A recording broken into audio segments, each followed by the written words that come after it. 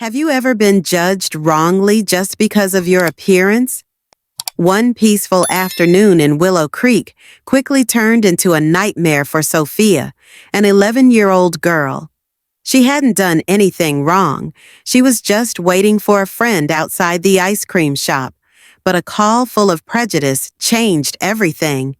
When the police arrived, the truth slowly began to unfold, bringing consequences no one could have expected.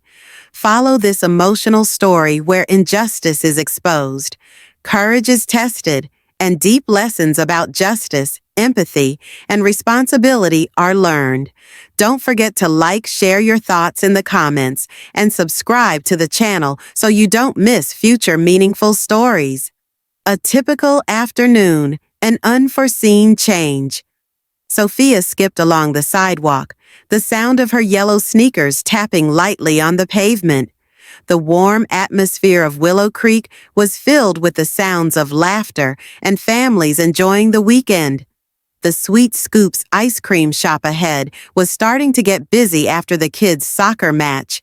Sophia wasn't on either team, but she liked coming here on weekends to watch her friends enjoy themselves after the game.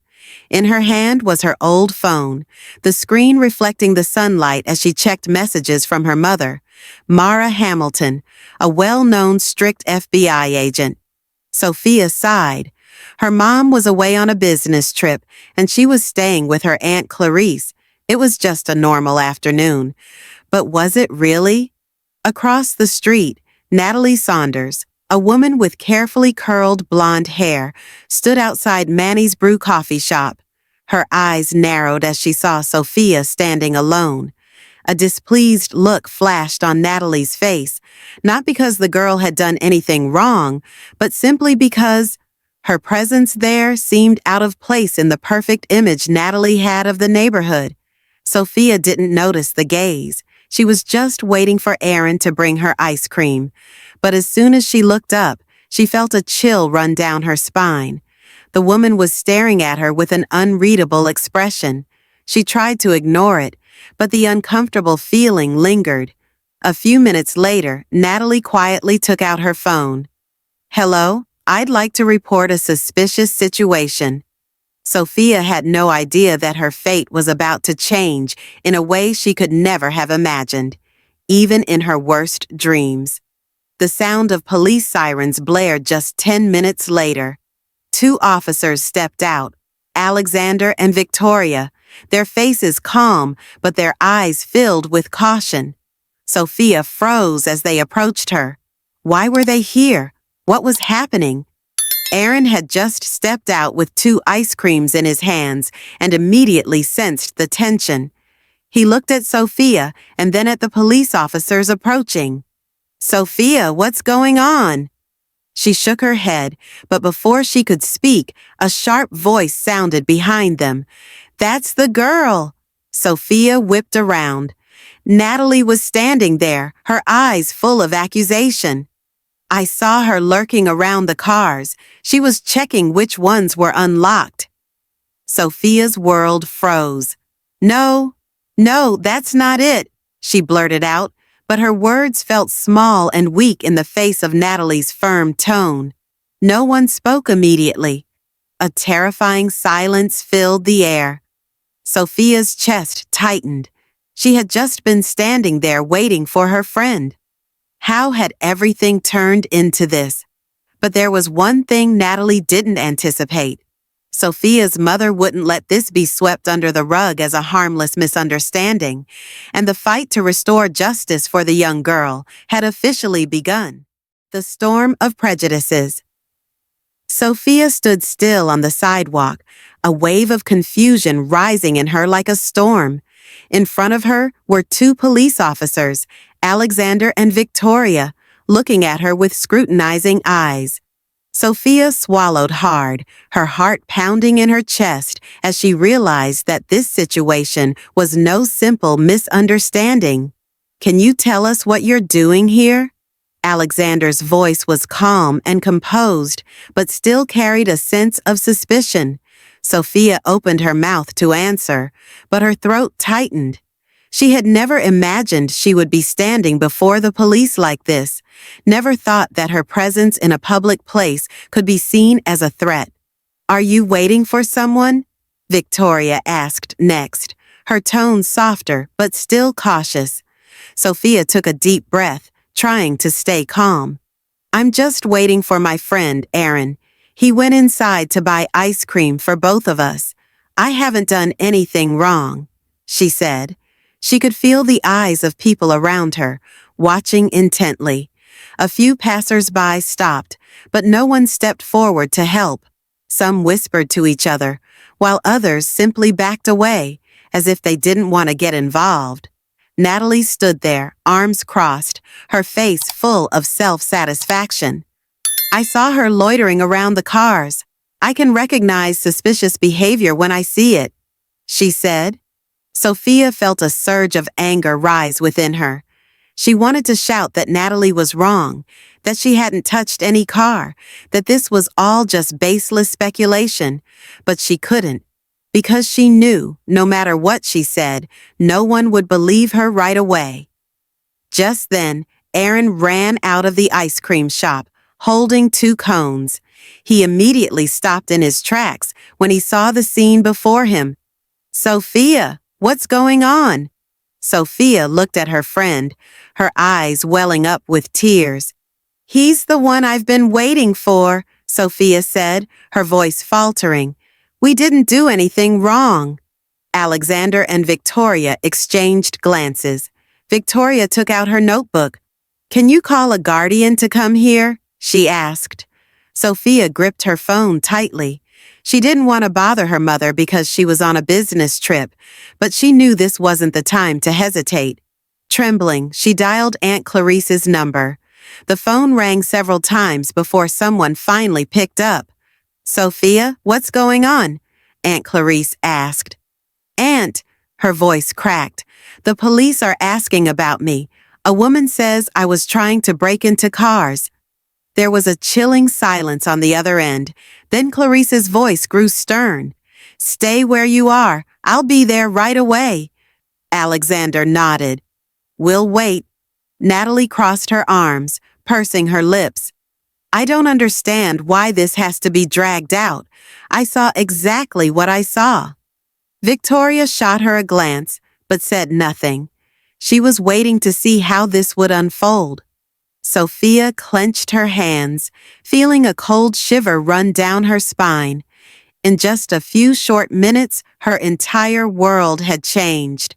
But what Natalie didn't know was that the person she was up against wasn't just an innocent child. She was the daughter of a woman who would do anything to fight for justice for her child. Sophia stood still on the sidewalk, a wave of confusion rising within her like a storm. In front of her were 2 police officers, Alexander and Victoria, looking at her with scrutinizing eyes. Sophia swallowed hard, her heart pounding in her chest as she realized that this situation was no simple misunderstanding. "Can you tell us what you're doing here?" Alexander's voice was calm and composed, but still carried a sense of suspicion. Sophia opened her mouth to answer, but her throat tightened. She had never imagined she would be standing before the police like this, never thought that her presence in a public place could be seen as a threat. "Are you waiting for someone?" Victoria asked next, her tone softer but still cautious. Sophia took a deep breath, trying to stay calm. "I'm just waiting for my friend, Aaron. He went inside to buy ice cream for both of us. I haven't done anything wrong," she said. She could feel the eyes of people around her, watching intently. A few passers-by stopped, but no one stepped forward to help. Some whispered to each other, while others simply backed away, as if they didn't want to get involved. Natalie stood there, arms crossed, her face full of self-satisfaction. "I saw her loitering around the cars. I can recognize suspicious behavior when I see it," she said. Sophia felt a surge of anger rise within her. She wanted to shout that Natalie was wrong, that she hadn't touched any car, that this was all just baseless speculation, But she couldn't, because she knew, no matter what she said, no one would believe her right away. Just then, Aaron ran out of the ice cream shop, holding 2 cones.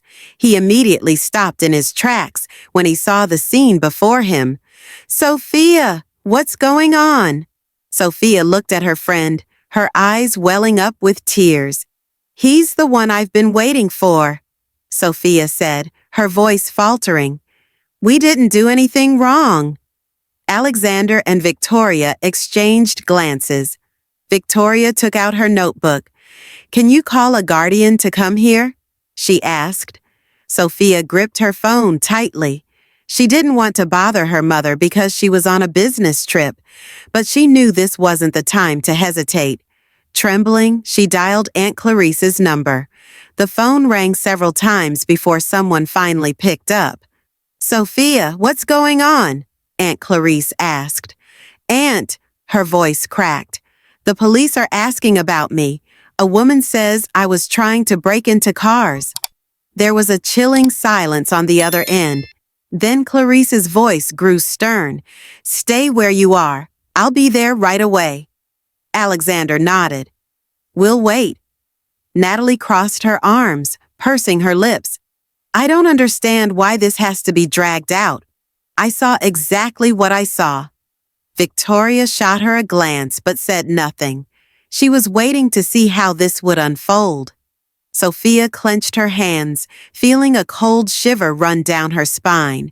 In just a few short minutes, her entire world had changed. But what Natalie didn't know was that the person she was up against wasn't just an innocent child. She was the daughter of a woman who would do anything to fight for justice for her child. Sophia sat still in Aunt Clarice's car, her eyes fixed on the window. Raindrops rolled down the glass, reflecting memories that still felt too fresh, too vivid. She could still see Natalie pointing at her, her face full of arrogance, her voice sharp as a knife cutting into Sophia's sense of self-worth. "Are you okay?" Clarice's voice was gentle, but Sophia didn't answer right away. She didn't know what to say. Her emotions were tangled, half anger, half relief. Justice had sided with her, but why did it still hurt so much? "I don't understand." Finally, Sophia spoke. "I don't understand how she could do that to me. Why did she think just because I was standing there I did something wrong?" Clarice sighed. Sometimes people don't need evidence to believe what they want to believe. But the important thing is, you didn't let them define who you are. Sophia bit her lip, clenching her fists. She didn't want to just be a victim in this story. But just then, Clarice's phone rang. A new message appeared from an unknown number. "We've seen the video. Sophia didn't do anything. This is really shameful." Clarice raised an eyebrow. "You're the topic of discussion now, Sophia." Sophia furrowed her brow and pulled out her own phone. Social media was flooded with posts about the incident. Some criticized Natalie, condemning her for making a baseless accusation. But there were others defending her, claiming she was just doing her civic duty. The public storm had truly begun. "Why is everyone arguing about this?" Sophia asked, feeling lost in the sea of comments. "Because this isn't just about you, Sophia," Clarice said, glancing at her in the rearview mirror. "It's about everyone who's ever gone through something like this without anyone standing up for them. You're a testament to that." Sophia swallowed hard. She didn't know if she wanted to become a symbol. She just wanted a quiet afternoon, a sweet ice cream, not for the whole town to be talking about her. Then another message came in. "Thank you for speaking up. This happened to me, but no one believed me. You're so brave." Sophia's heart clenched. Someone out there had gone through this. Someone had been treated like her, but without evidence to clear their name. She looked at Clarice, her eyes shining with a new determination. "I don't want to stay silent," Sophia said. "I don't know what I can do, but I don't want anyone else to feel what I felt today." Clarice smiled and nodded. Then we'll find a way for you to speak up. Sophia took a deep breath, and for the first time that day, she felt like she could turn this pain into something meaningful. The atmosphere inside the small meeting room at the Willow Creek police station was tense enough to be cut with a knife. Sophia sat between her mother, Marcia Hamilton, and her Aunt Clarice, while Natalie Saunders crossed her arms defensively on the opposite side. Officer Victoria Markham sat between them, maintaining a calm but sharp gaze. Thank you all for coming. The purpose of today's meeting is to seek understanding and, if possible, a resolution, Victoria said, her voice calm but firm. Natalie scoffed lightly, casting a reluctant glance at Sophia. I don't understand why I'm even here. I was just doing what any responsible citizen would do. Marcia tilted her head, her eyes sharp but well-controlled. You think that being a responsible citizen gives you the right to call the police on an innocent child without evidence? Natalie stiffened. I saw the girl standing near the cars. I thought she was doing what, Ms. Saunders? Marcia interrupted. You saw or you thought? The room fell silent. Natalie avoided Marcia's gaze. Maybe I was mistaken, she mumbled. Sophia clenched her hands together. The feeling of being falsely accused still lingered strongly in her mind. Victoria nodded and opened a file. The police reviewed the security footage from Sweet Scoops. It shows Sophia standing still the entire time. There was no suspicious behavior, no evidence suggesting she did anything wrong. Natalie pressed her lips together. I didn't mean for things to get this bad. I just thought I was doing the right thing. You thought calling the police to arrest a child without a valid reason was the right thing? Marcia asked, her voice sharp as a knife. Natalie opened her mouth to argue, but then fell silent. She knew she couldn't win this debate.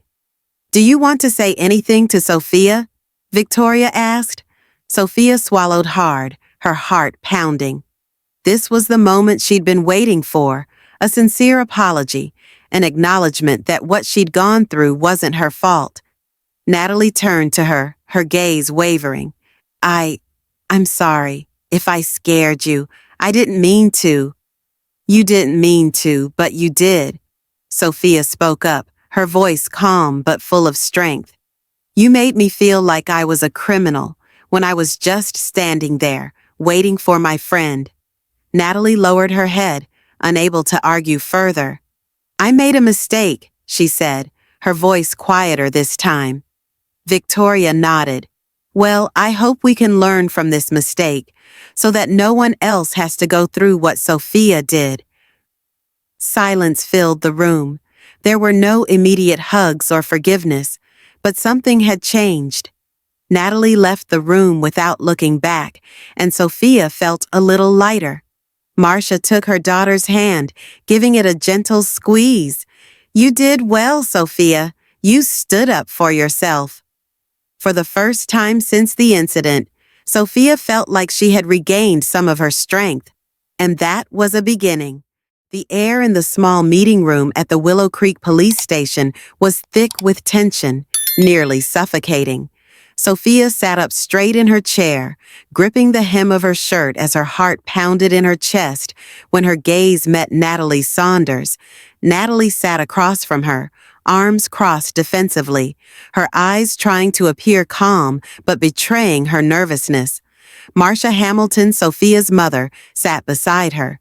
Though her voice remained composed, the sharp gaze of an FBI director could not hide the simmering anger. Ms. Saunders, I hope that today we can clarify the situation. But first, I want to ask you one question. Marcia spoke slowly, her voice filled with authority. Did you see Sophia do anything wrong? Or did you just think she was doing something wrong?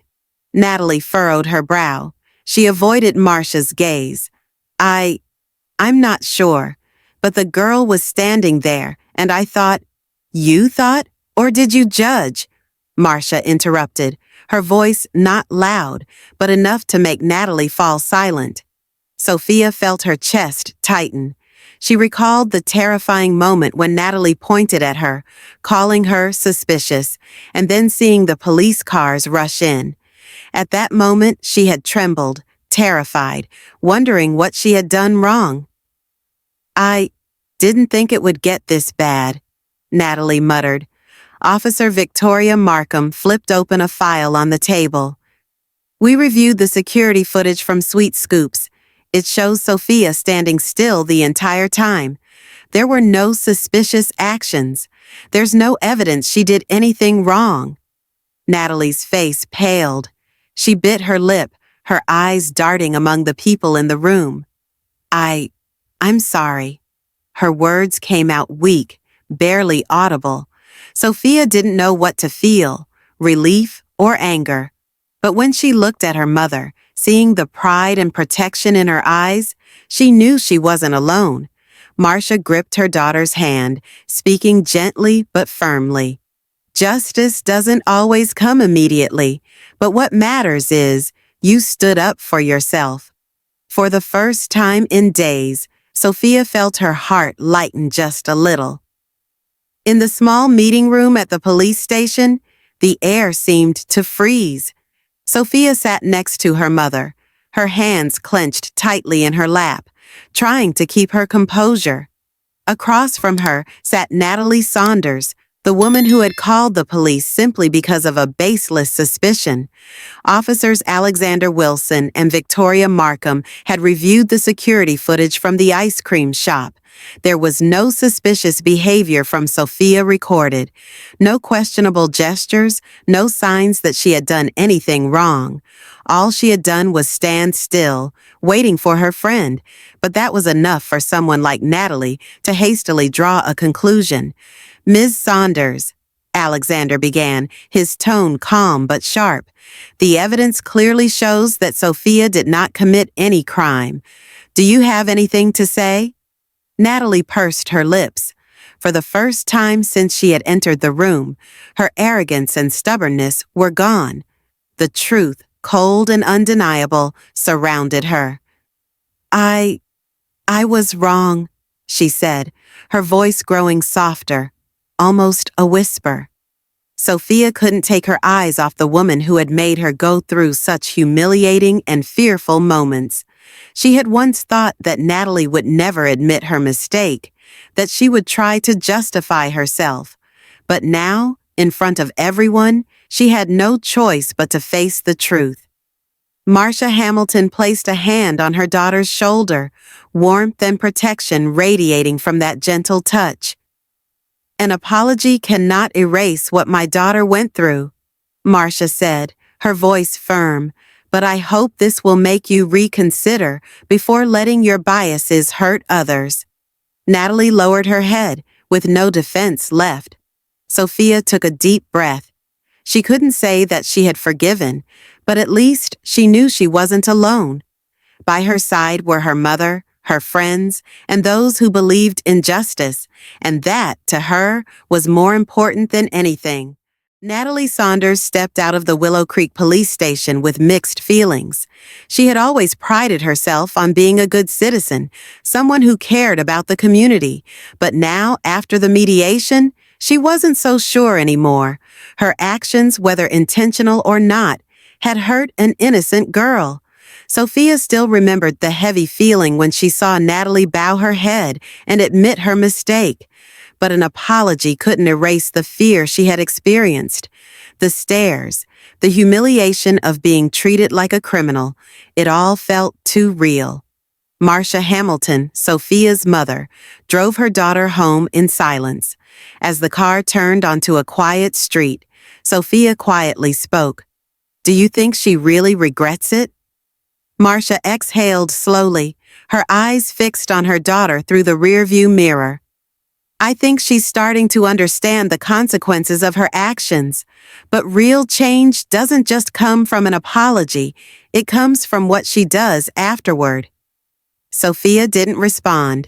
She wasn't sure if she could trust that Natalie would change. But when she looked at her mother, someone who had fought tirelessly to protect her, to fight for justice, she realized one thing. Even in a world full of prejudice, there will always be those who stand for justice. Meanwhile, Natalie returned home, but the words spoken during the mediation session echoed in her mind.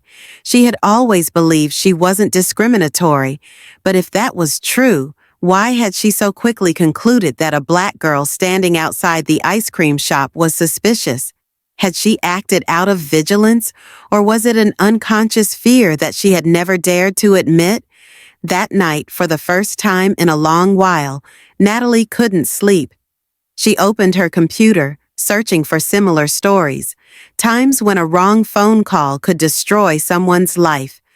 And she realized that this wasn't the first time this had happened. Maybe she had been wrong more than she thought. And maybe it was time for her to learn how to make amends, starting with her own thoughts. Natalie never imagined that a simple phone call could change her life this way. She had lived in the Willow Creek neighborhood for the past 10 years, confident that she was a good citizen, a responsible person. But now, as she walked through the familiar streets, she felt like a stranger in her own community. The unfamiliar stares, the whispers when she entered the coffee shop or the grocery store, all of them reminded her of her actions. A rushed decision, an unfounded accusation, and now she was drowning in guilt like she had never felt before. Sophia, on the other hand, was trying to move on. In the days following the mediation, she tried to return to her normal life, but she couldn't forget the feeling of being under Natalie's scrutinizing gaze, hearing the police sirens blare, seeing her mother's hand gripping her shoulder in reassurance. That was the moment she realized that this world held injustices that a child like her should never have to face. Marsha Hamilton didn't speak much about what had happened, but she watched her daughter closely. She knew that Sophia was trying to act strong, but inside, the girl was still struggling to understand why a stranger would look at her and automatically assume she was a criminal. Meanwhile, Natalie began to ask herself questions she had never considered before. Why had she reacted like that? Why did seeing a black child standing there make her suspicious? No one forced her to face this truth. No one demanded she change. But for the first time in her life, she asked herself, what can I do to make it right? And that was the first moment when real hope sparked, not just for Sophia, but also for Natalie. Hope amidst prejudice. Sophia sat by the window, watching the raindrops fall on the glass. She had thought that everything would be over after the mediation, that as long as Natalie apologized, everything would return to normal. But some wounds are not easily healed, especially when they're not just in your mind, but deeply embedded in the way you view the world. Down the street, Marsha Hamilton parked in front of the bookstore. She held a file of community education programs she was working hard to promote. She knew she couldn't change the world after one incident, but if she could do something to help Sophia and other children avoid similar harm, that was something she would do. At the same time, Natalie stepped out of her house holding a small box of pastries. She wasn't sure if she could fix what she had done, but she knew that simply apologizing wouldn't be enough. When she arrived in front of Sophia's house, she took a deep breath and knocked on the door. When Sophia opened the door, their eyes met, one filled with regret, the other still bearing the marks of hurt. Neither of them spoke for a few seconds. Natalie bent down to offer the box of pastries. "These are homemade apple pies," she said, her voice soft. "I don't expect this to erase what happened, but I want to show you that I truly regret my actions." Sophia silently stared at the box.